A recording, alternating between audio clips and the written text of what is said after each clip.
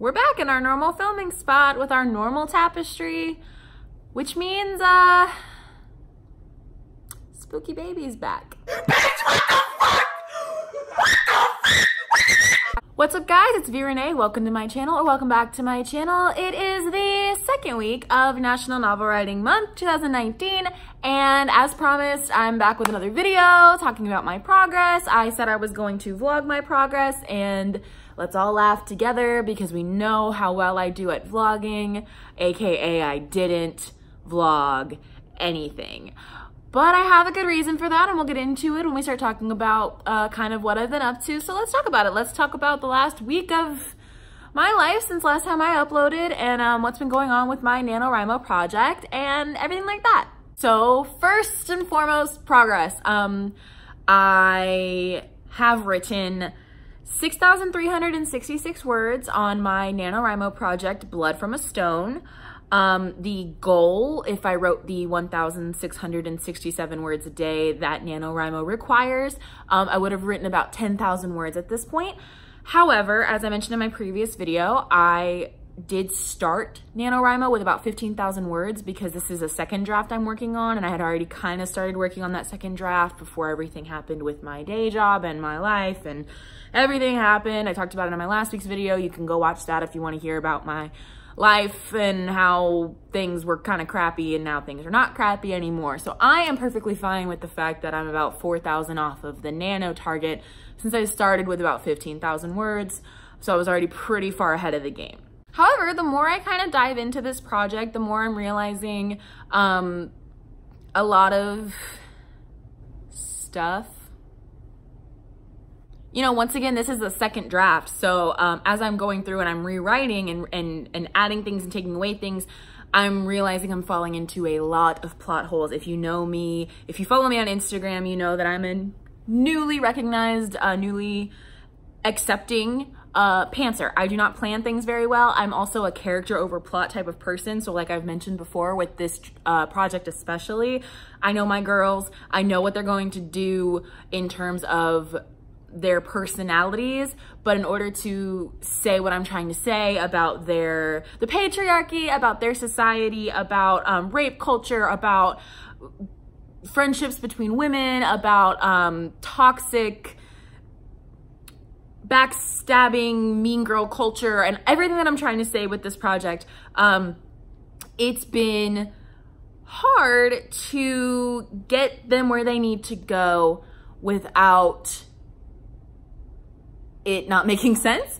And it's also been hard not to just shoehorn information. This is the beginning of a new world that's going to turn into a duology, and I need to get a lot of information out about the gifted society, about what each girl can do, about how those things intersect when it comes to like the crux of the action of the story, and how each girl is integral in concocting the second and third act of the book, basically based on their power, kind of the allegory for LGBT discrimination and bullying that happens. It's all, I'm trying to say a lot of stuff with one book, and because this is a second draft, so this is perfectly fine, I don't know how to say a lot of that stuff without shoehorning it or it sounding preachy, or I just haven't worked those fine details out. And as I've said before, I have a really hard time understanding that a finished book that I just finished and the second draft of a new idea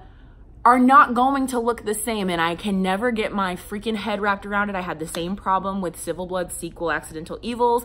When I was working on the second and third draft of that, I was so confused and concerned and like couldn't figure it out and was just really stuck and really like messed myself up because I just couldn't accept the fact that I was gonna have to keep editing over and over and keep doing drafts of it because a second draft is not a final book. I'm going through that same thing again. I just never seem to get that through my thick ass head. So what I tend to do when I find myself in this situation, which clearly is very often,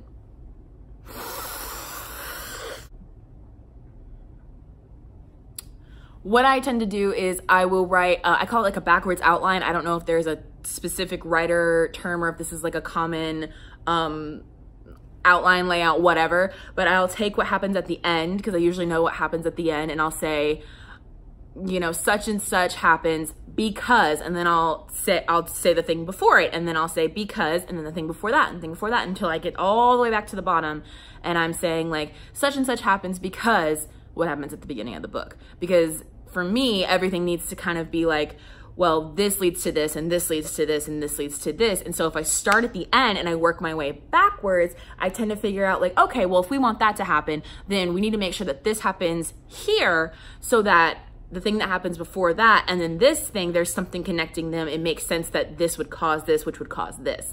I don't know if that makes any sense, but I tend to just kind of work backwards in my outline, and kind of figure out how do we get to the end. And if I can't get to the end, what do I need to change either in the middle, or do I need to change my ending? If I want to say this, this, this, and this in the middle, if I want to make sure that this, this, and this happens in the middle, is that going to lead to the end? How do we make it lead to the end? And if it can't, is there another way that we can end this project? And so yesterday, I worked on that, and I tend to do that on pen and paper within a notebook.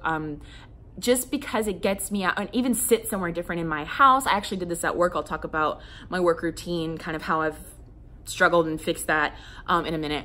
But I will sit somewhere I don't usually sit. I will use a pen and paper because that puts you in a different headspace. If you're ever struggling with a plot hole, writer's block, anything, I have a video all about writer's blockbusters, but the big thing, especially with like NANO, because you don't have that much time, is just put yourself in a different environment.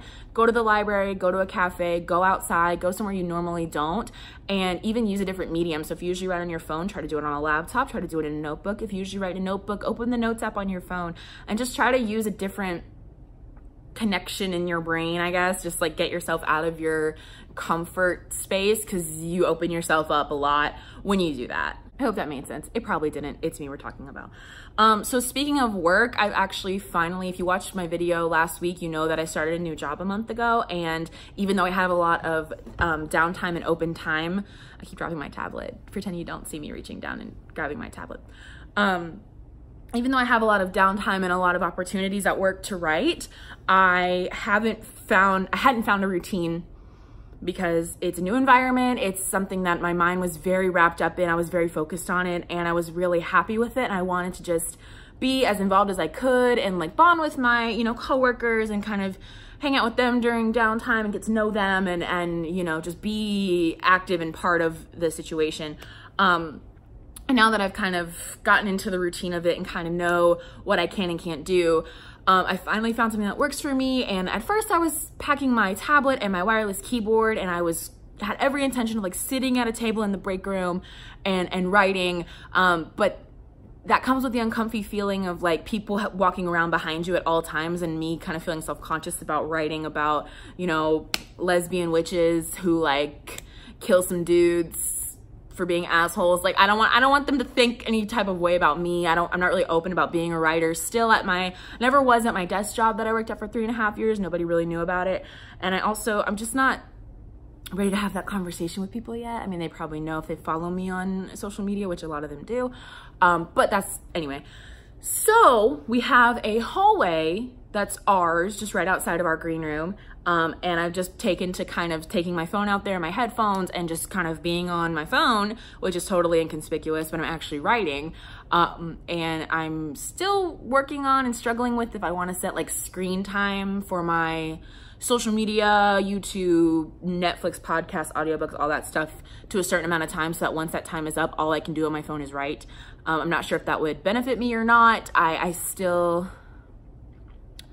don't know about that part, but the point is I have finally found something that works for me, and that's actually how I wrote probably over half of the 6,000 words that I wrote this last week, was sitting in that hallway on my phone. So it's definitely worked for me. It's a different environment. It pulls me out of my own headspace of sitting at my desk or on my couch at home writing, which is how I do it most of the time.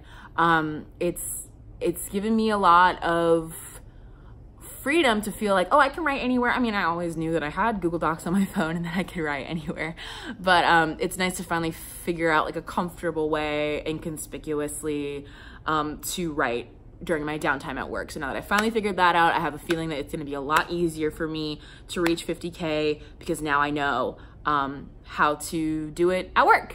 And speaking of work, actually, It is 1 p.m. on Tuesday the 12th when I'm filming this, and literally this morning I got an email about another life opportunity that might shake up my routine all over again, and in a good way. And so I'm not going to say anything more about that because it has nothing to do with writing. Again, it's a life thing, but if you would send good vibes about that, that would be awesome. And that's all I have for you guys this week. I just have been, you know, really trying hard to just not get ahead of myself, not get into my own head too much about the plot holes and everything that I discussed earlier. And just try to get these words down because I really have not written a full draft of this book yet. Draft 1, there's a lot of like parentheses, and then this happened because I was just trying to get done in July before I had other things come up, before I went on vacation and everything. And so it's been hard to kind of like, no, stop, sit down, think, what happened? Say what happened. You can always, again, you can always go back and fix it, but you cannot edit a blank page. And I'm learning that the hard way, going through this and seeing that I just wrote, in parentheses, this is where blah, blah, blah happens. I'm like, oh, so now I have to like write 3,000 brand new words when I was just kind of tinkering with already existing words. Got it. Awesome. So this comes like out of order of where it should be in the video, but that is why I only wrote about 6,000 words, because I was on a pretty good pace when I was just editing what was already there. But then I started to run into the places where I said, oh, this happens here. And then I had to just pull 3,000 words out of a hat, which, you know, that's what everybody's going through during NANO. But I was trying to be spoiled and not have to do that, but it didn't work. But that's all I have for you guys this week. I hope this video was enjoyable. I want to hear all about your NANO progress. Again, if you're not friends with me on NaNoWriMo, my link is in the description below. All my social media is down below. Last week's video will probably be linked in the cards somewhere about the beginning of my NANO journey. In the meantime, I make new videos every single Wednesday. Come back next week for my updated progress of my NaNoWriMo project. And I will see you then. Bye.